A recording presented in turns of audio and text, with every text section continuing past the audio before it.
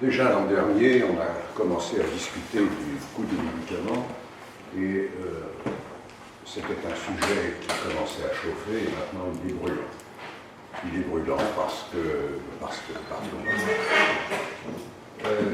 ce dont on discute le plus souvent, c'est du prix des médicaments.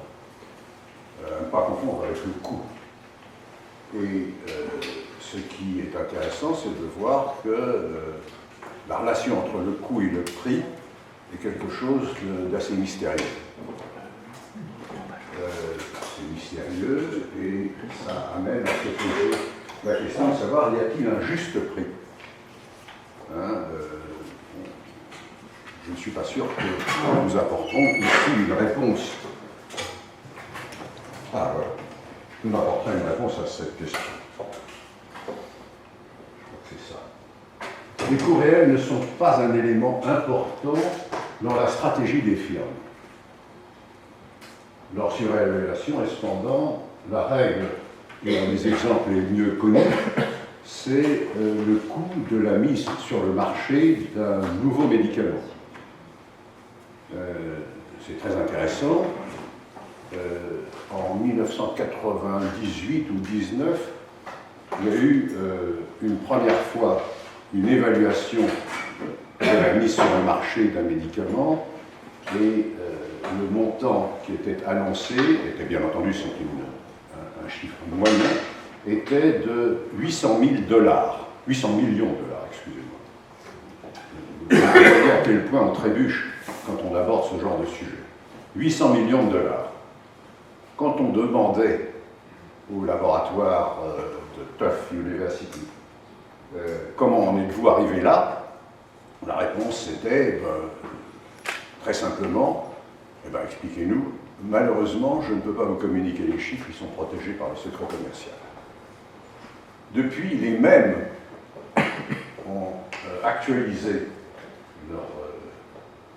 leur évaluation et aujourd'hui on en est à 1 milliard 600 millions de dollars. D'autres laboratoires, apparemment peu liés au premier, ont essayé de faire une évaluation et ils arrivaient entre 100 et 200 millions de dollars pour le même résultat. Alors on peut se poser des questions, est-ce que il y en a un qui a plus raison que l'autre, ou bien est-ce que l'annonce qui a été faite d'un prix considérable, d'un coût considérable, avait pour seul objet de justifier les prix. Et là, c'est peut-être le seul domaine où l'industrie pharmaceutique a fait une relation entre le coût et le prix. Sinon, c'est de l'ordre du mystère. Simplement, je dis ça, et c'est la seule information complémentaire que j'apporterai maintenant à ce niveau-là. Je suis tombé, non pas par hasard, mais parce que je suis un peu méthodique dans ma bibliographie, sur un article publié par un Américain qui travaille chez Genentech, dont il est un des vice-présidents responsables de la production. Et il l'est depuis 20 ans ou 25 ans. Donc c'est quelqu'un qui sait de quoi il parle quand il parle du prix des médicaments de biotechnologie produits par cette firme et probablement aussi par les autres. Et il dit qu'il est intéressant de constater qu'en 30 ans, période de l'industrialisation de ces médicaments, et en particulier des protéines recombinantes et des anticorps monoclonaux, que pendant cette période, ce qui est normal, ce qui était très coûteux au début, est devenu beaucoup moins coûteux au fur et à mesure qu'on avançait dans le processus industriel. Ce qui se passe pour tous les produits qui passent du prototype à la production en volume. Ça, c'est une première observation. La deuxième observation, c'était que l'équipement des firmes américaines pour la production d'anticorps monoclonaux et de protéines recombinantes était très très largement surdimensionné par rapport à la consommation. Et il évaluait cette surdimension à 5 fois ce que la consommation était en 2009. Alors il est probable que la consommation a augmenté depuis, mais il est très improbable qu'elle ait été multipliée par 5. Et il disait qu'au bout du compte, en gros, ce qui était vendu, alors cette fois-ci c'est le prix dont on parle, 100 000 $, revenait à peu près à 10 $. C'est intéressant quand même qu'un type qui est chez Genentech raconte ça. Alors il racontait ça dans une revue assez confidentielle qui probablement est une revue d'ingénieurs de biotechnologie. Que probablement nous sommes très nombreux à lire ici. Donc il y a un côté invraisemblable dès qu'on parle de coûts, et quand on parle de prix, il y a un côté exorbitant qui suscite une réaction. Et je pense qu'il faut bien se mettre dans l'esprit que les industriels avaient prévu que nous réagirions. Donc, nous ne les surprenons pas en protestant. Mais seuls les prix interviennent, bien entendu, pour les objectifs financiers de l'industrie pharmaceutique. Les objectifs financiers qui sont imposés par les actionnaires. Et nos protestations n'y changeront rien. Elles pourront sans doute faire baisser les prix, mais quand on part dans une négociation sur un prix à 100 000, on a des chances d'arriver, après une âpre négociation, à 25 ou 30 000, pour quelque chose qui vaut, si on tient compte du coût, beaucoup moins. Donc, c'est un bon moyen de parvenir à ces fins, à condition de démarrer de très haut. Et évidemment, quand on nous parle, et on nous en a parlé énormément, du Solvadi et du prix auquel il est vendu en France, on se dit, mais les négociateurs ont vraiment été curieux. Leurs exigences ont été finalement au-devant des intérêts des gens avec qui ils négociaient, et pas au-devant des intérêts qu'on appelle communément l'intérêt général. Donc, voilà une petite réflexion avec quelques données que vous connaissez, pas toutes, peut-être. Je ne sais pas si vous connaissiez cette histoire concernant le coût des médicaments, des biotechnologies, pour la plupart. Alors, maintenant, je voudrais qu'on fasse un petit effort, et j'ai baptisé mon effort pour ce tableau aide à l'indécision. On ne peut pas penser les coûts et les prix sans voir le contexte financier, industriel, idéologique et scientifique. Chaque fois qu'on abordera simplement ça dans le registre émotionnel, on est sûr d'être perdant. Alors essayons de sortir du registre émotionnel et d'entrer dans le registre de l'intégration de données provenant de différentes approches. Deuxième chose, je crois qu'on aurait tort de considérer seulement les médicaments l'un après l'autre, en prenant ceux qui sont les plus, qui nous apparaissent les plus scandaleusement coûteux. Et je crois que là, il faut que nous fassions un effort pour essayer d'avoir un esprit plus libre de ces prémices. Et de faire, alors j'appelle ça, vous pouvez discuter de l'opportunité d'appeler ça une approche dialectique continue, utiliser les fragments de notre savoir pour essayer de les mettre ensemble au lieu de se laisser manipuler par ce qui est le plus visible, le plus clinquant, le plus déplaisant, le plus ceci, le plus cela. Relativement aux firmes, il ne faut pas sous-évaluer leur capacité d'entrer dans une période où elles sont obligées de changer de stratégie, mais où elles le font d'une manière qui a une logique très forte. Mais il ne faut pas non plus, ce qui est pire, surévaluer leur capacité stratégique. Je pense qu'il y a des choses qui échappent aux dirigeants des firmes, comme il y a des choses qui nous échappent. Probablement, nous ne raisonnons pas sur les mêmes fondamentaux, comme on dit aujourd'hui. Bon, les fondamentaux, c'est obtenir que l'Assemblée des actionnaires reconduise les dirigeants dans leurs fonctions et augmente leur... bon, ça c'est une partie. Et deuxièmement, que les dividendes soient les plus élevés possibles. Donc je pense que, je dis ça et j'essaye, je pense que mon ton correspond à peu près, à ne pas être vindicatif. Et deuxièmement, ne pas chercher absolument à vaincre, parce qu'on risque de s'épuiser. On risque de s'épuiser, ils savent parfaitement choisir le terrain sur lequel ils veulent nous entraîner, à nous de voir si nous pouvons éventuellement les entraîner sur un autre terrain, par exemple, ici à Bobigny. Qui est un représentant des firmes parmi nous? Bon, il n'y en a pas, il faudra qu'il y en ait. Parce que je pense qu'on a besoin, non pas de leur présence, mais on a besoin qu'il y ait quelques échanges.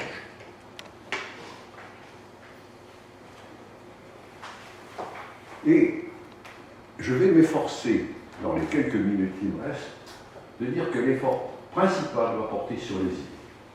Bien entendu, nous n'avons absolument pas les moyens financiers dont ils disposent. Comme vous savez, notre organisation est des plus modestes, puisque nous n'avons pas de statut déclaré, nous n'avons pas de compte en banque, nous sommes incapables de demander de l'argent à quiconque, et nous sommes incapables de dépenser aussi peu que ce soit, sauf pour rétribuer ce jeune homme qui va prendre en vidéo notre réunion. Mais sur le plan idéologique, nous sommes à égalité avec les femmes. C'est-à-dire que nous disposons des modestes moyens de notre esprit, mais les leurs ne sont pas meilleurs. Simplement, leur parcours et le nôtre ne sont pas les mêmes, la plupart des hommes. Et si nous diffusons des idées différentes, il faut le faire cette fois-ci par tous les moyens disponibles, bien que nous savons qu'ils disposent de moyens plus importants que nous. Mais à nous de faire que la pénétrance de nos idées soit une pénétrance proche de 100%. Alors, à ce moment-là, on verra. J'ai pris quelques exemples pour illustrer le propos. Je pense qu'on ne va pas longuement s'appesantir, mais je voudrais quand même qu'on regarde deux choses, en distinguant les hausses de prix, quand il s'agissait de médicaments qui sont déjà des médicaments disponibles, et les prix très élevés quand ce sont des médicaments récents et qui ont été mis sur le marché à un prix très élevé. Alors là, je parle simplement des hausses de prix. Le Daraprim, c'est celui qui a été l'objet le plus scandaleux de cette affaire récente, où un type qui est un financier, je ne mets pas d'adjectif à côté, mais il semble qu'il ne soit pas très respectable. Il est en prison. Hein? Non, il en est sorti. Non, il était en taule pour une autre raison. Ah bah, c'est un type qui a... Bon, comme je ne m'intéresse pas énormément à son existence, je ne sais pas le deuxième épisode, le troisième va suivre. Bon, c'est un gars qui fait des coups financiers. Il a racheté un truc qui s'appelait Touring, et du jour au lendemain, il a fait une augmentation de 5770% sur un médicament qui existait depuis 1953, 60 ans, et qui était utilisé avec des indications pas très fréquentes. La toxoplasmose n'est pas une maladie très fréquente aux États-Unis. Il y a, paraît-il, le marché de 50 000 personnes, en particulier des gens qui ont des affections pour le HIV, mais pas seulement. Bon, ces gens se sont trouvés tout d'un coup devoir dépenser. Bon, alors ça, Mme Clinton a dit que si elle est présidente, ça ne se reproduira plus. Bon, très bien, tout ça. D'autres médicaments ont été l'objet de hausses importantes et ont fait beaucoup moins de bruit.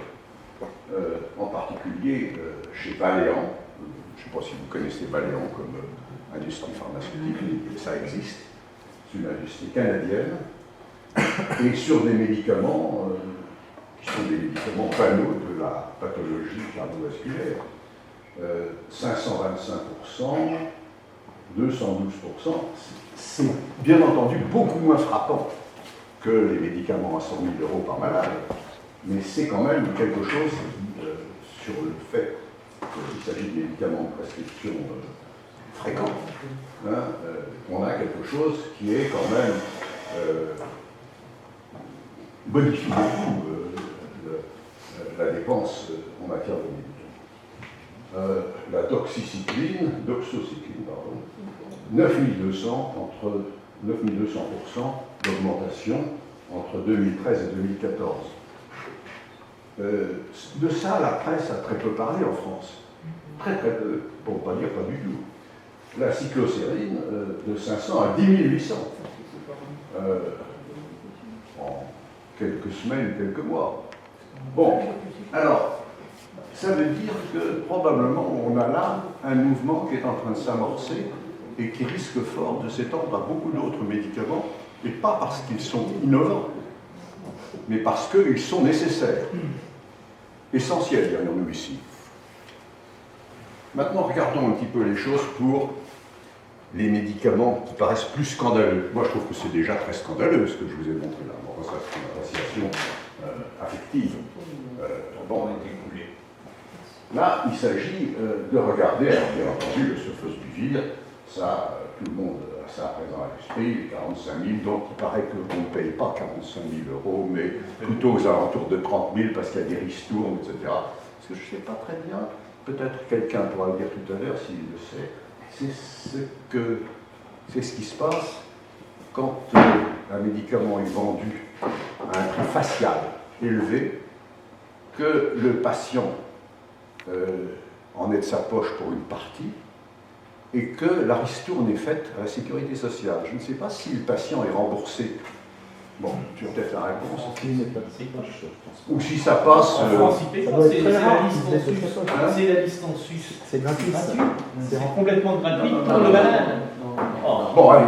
En France, ça n'est pas un problème. C'est un problème aux États-Unis, où les types qui sont trop riches ou trop pauvres, les 50 millions, la cible de l'Obamacare, prend le prix facial en pleine gueule. Voilà, oui, et il le paye en pleine gueule. En revanche, l'État négocie pour ceux qui bénéficient de Medicare et les quand le remboursement est à 100%, il n'y a pas de souci. En France, c'est le cas.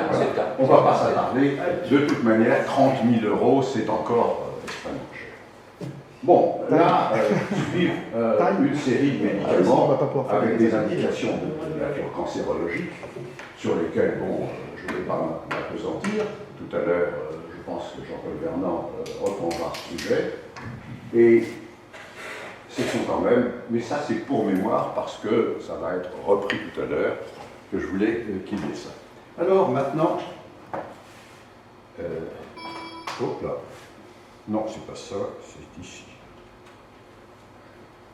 Il y a dans le domaine qui nous concerne un recueil d'idées fausses ou peu vraies, c'est-à-dire que et nous allons en regarder trois. Alors, une première idée, depuis 35 ans, l'innovation était en panne, mais c'est terminé, c'est ça l'idée fausse. C'est terminé, nous sommes repartis dans une période d'innovation absolument extraordinaire, et je cite ici un article récent qui était écrit par un ex-président, je ne précise pas ni qui ni quoi, qui dit la chose suivante.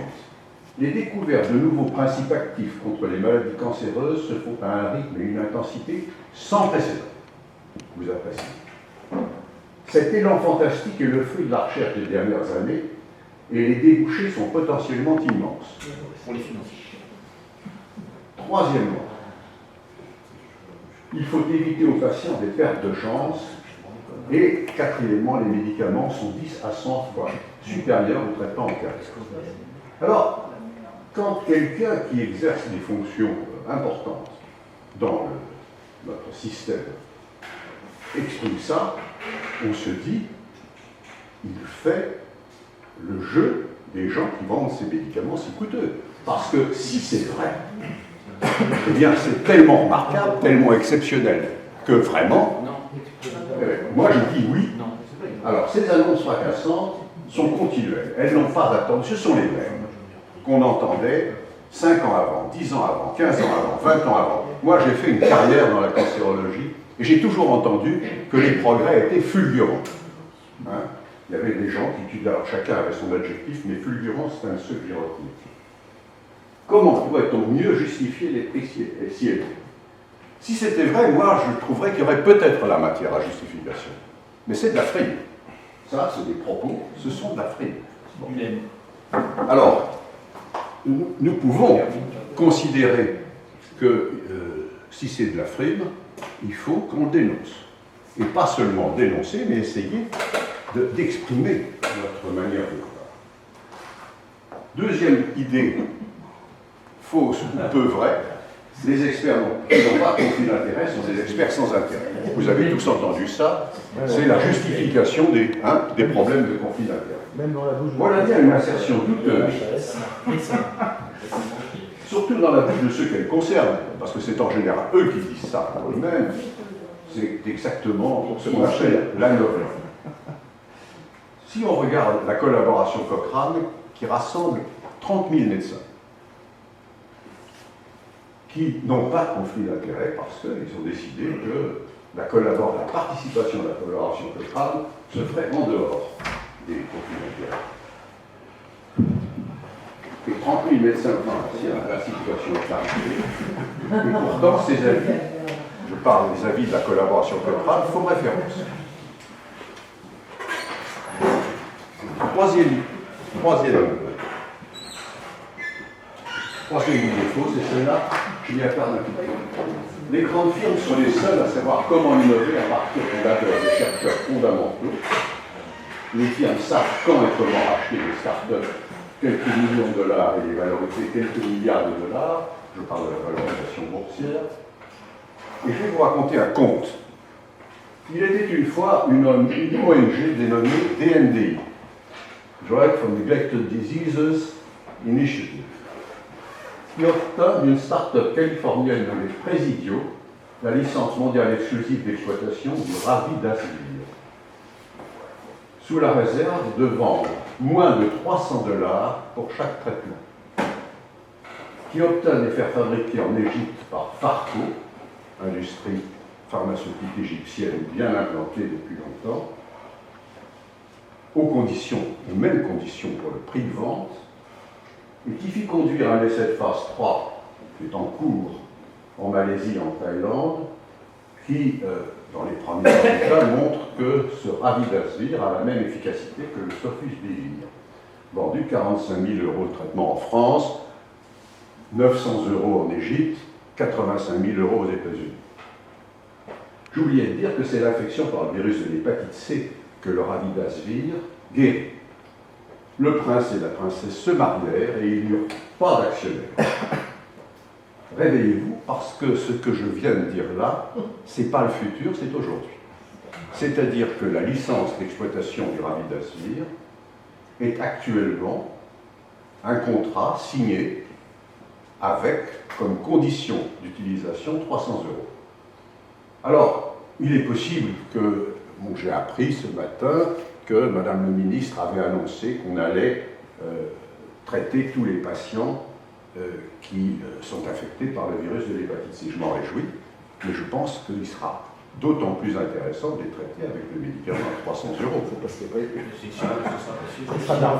Si vous avez des actions de Gilard, réfléchissez.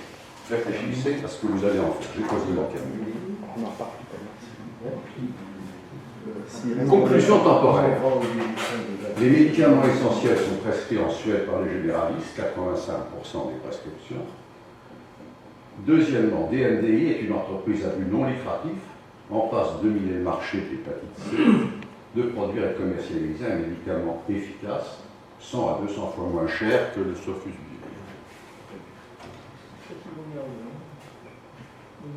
Ceci est pour dire que d'autres médicaments sont aujourd'hui des médicaments trop coûteux dont les prix sont trop élevés par rapport au coût, et que d'autres gens que nous s'occupent de ce genre de choses.